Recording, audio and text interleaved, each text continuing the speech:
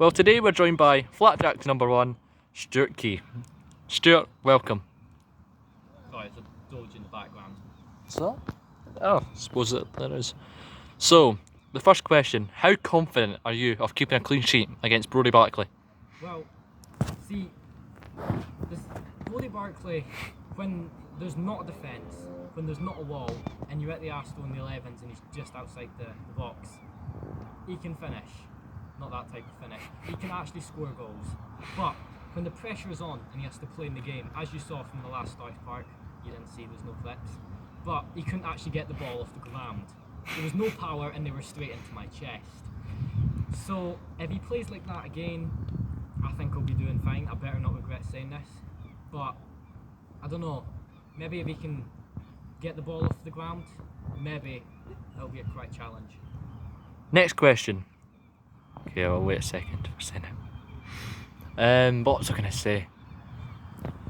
So the next question is, how will the Flapjacks deal with a Rafe United team that hasn't beaten them since June 2022? Well, it's over 2 years. That is crazy.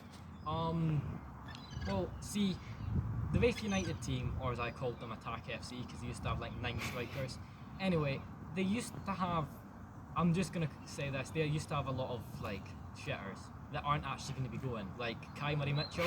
Hopefully you won't be seeing this.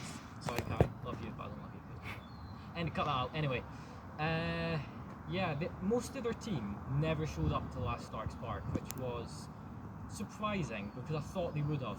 But they definitely do have talent in a few players and a few positions, but they really need to get their act together if they actually want it.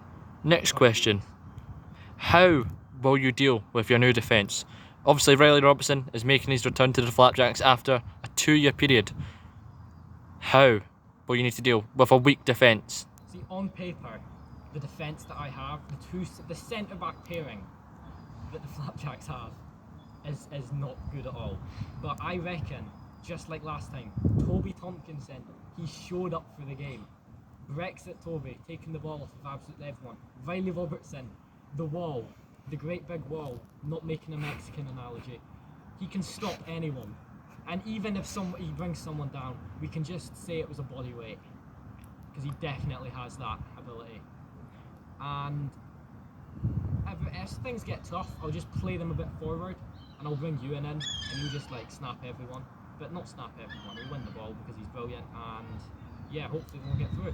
The next question is, how will the Flapjacks team deal with Thomas Graham not showing up? You know, it's very heartbreaking.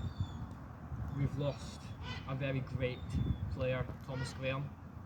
I mean, when it comes to Starks Park, he's never really done much, but he's like the cherry on the cake.